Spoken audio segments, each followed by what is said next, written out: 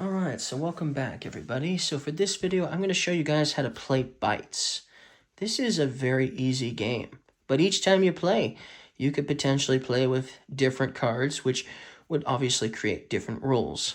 So I'm just going to show you guys how to play Bites as if it was your first time playing the game. I'll let you guys discover how to play the game with the other rules that you might end up playing with.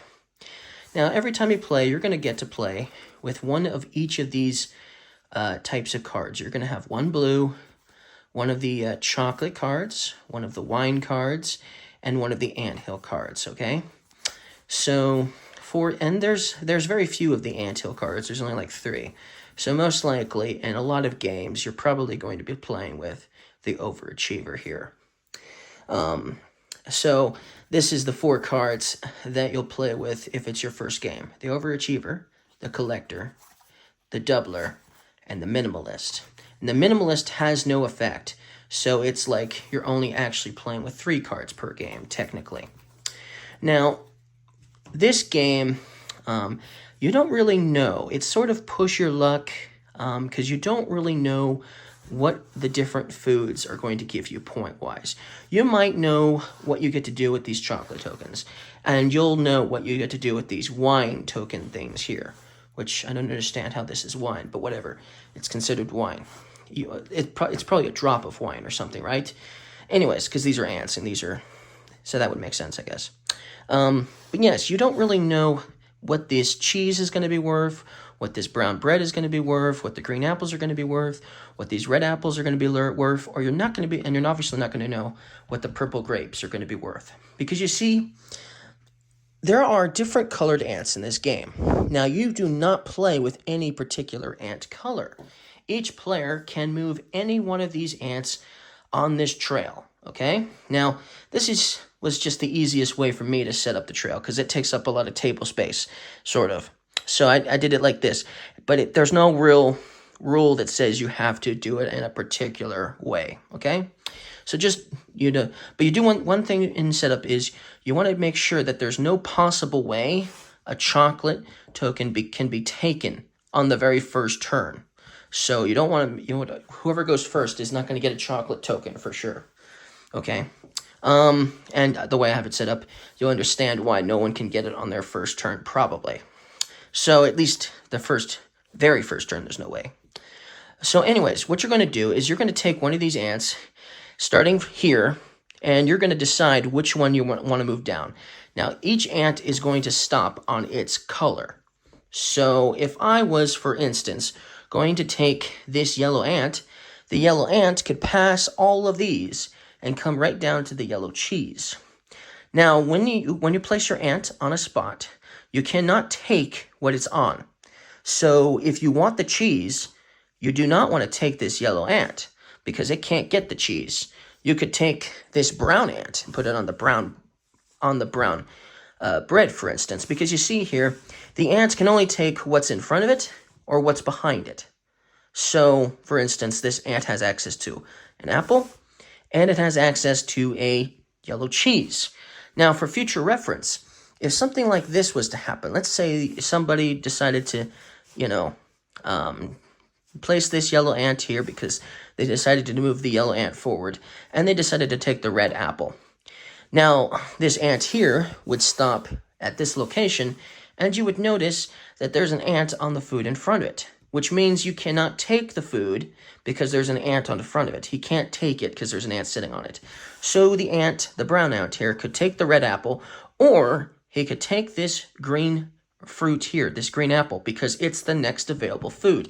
Now, when a food is taken from the trail, you don't want to mess up the trail too much, but you do want to kind of like mitigate the trail a little bit. You're going to be moving food tokens around to kind of keep it, on point, right?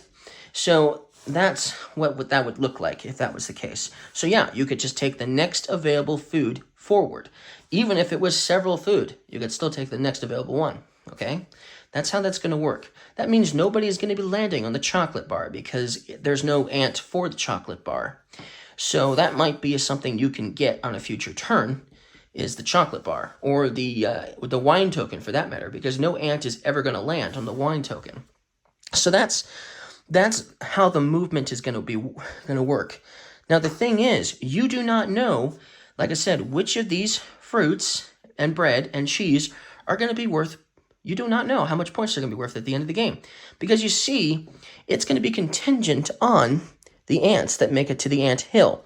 As you move ants down this trail, okay, when an ant lands on a spot, let's say it's, the brown ant. Let's see, there's no bread that high up. So let's say the brown ant was here, and you wanted to move him forward, because on your turn, you're going to move an ant forward, and then you're going to take a food, either in front or behind, right? But you'll notice there are no more bread for this brown ant to land on. That's quite a ways up, too. That means the player who obviously puts his ant here, then later on another player decides to move this ant forward. It's actually going to move all the way to the anthill. Now, in this particular game, the Overachiever card here, let's read what it says. When ants get to the anthill, they take the highest available space. So that would mean that this ant would take the highest spot, which would be the highest spot on the anthill. Now, each of these segments are going to be worth points, okay? You'll notice, we'll bring it up closer. You'll notice there's a 0 here, there's a 1 here, there's a 2 here, and I didn't push them all the way in because I didn't want to break it on the first day, because you're gonna have to put this apart every time you play the game if you want to fit in the box, because it's just not gonna fit in the box otherwise. It's not super hard to put together, but I didn't want to put it all the way in and possibly damage something on my first, example of this. So the first one is, obviously the bottom one is 0, and the top one is a 4. And then the next one down is a 3, a 2, a 1, and a 0. So if the brown ant makes it to the very top, then that means at the end of the game, all bread is worth 4 points. So the player who has the most bread could potentially win the game because he decided to go all bread. That is a possibility, okay? So that's one thing you can do. You can push your luck and try to go for just one type of food, or maybe 2 different types of foods, to try to get the highest amount of points if you luck out and it ends up being the highest on the anthill at the end.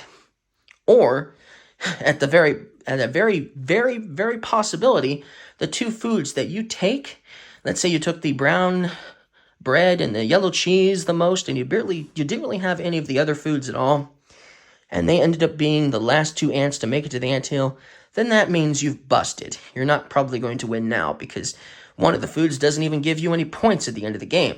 That's what's going to happen. One of those 5 foods will never give you points at the end of the game.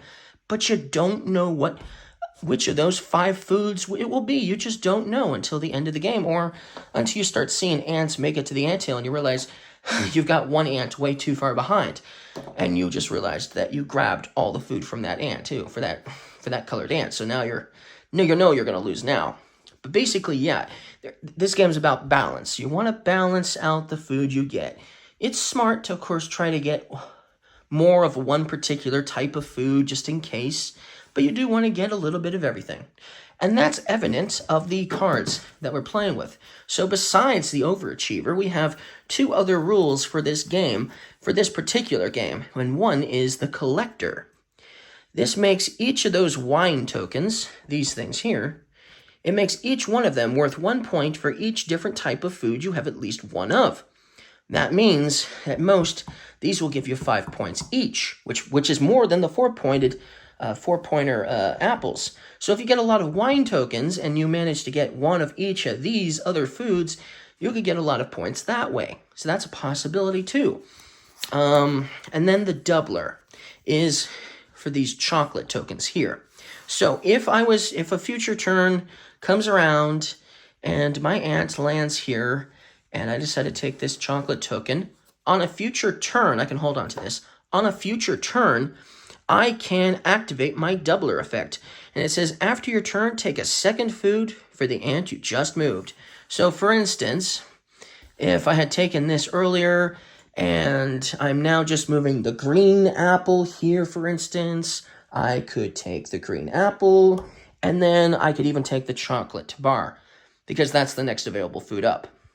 Or I could take the cheese, for instance, if I wanted to. I could take 2 foods on one turn, but yeah, in the end, you're not really getting extra food, because on the turn you take the chocolate token, you're not getting any food that provides you points that turn. So you're not necessarily getting any extra food over the other players, but you are potentially going to get something you want. So if you play this at the right moment and there's a particular food you want or need and you weren't able to get it over here, that's why you grabbed a chocolate token for that possibility, then the doubler might be a valid strategy to go for to try to, help you out.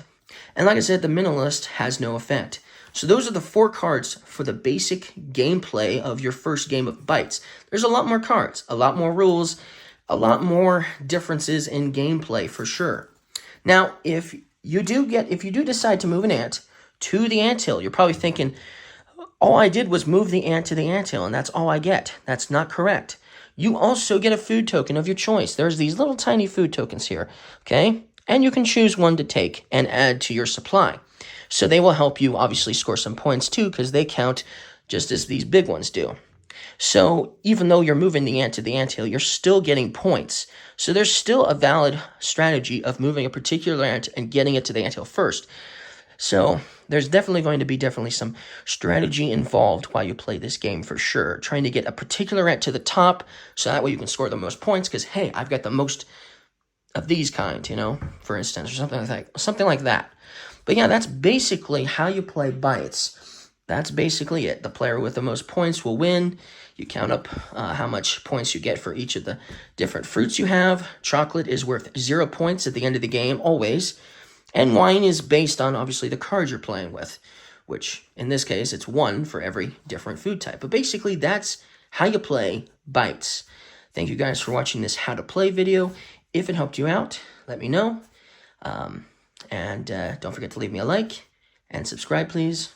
All right, goodbye.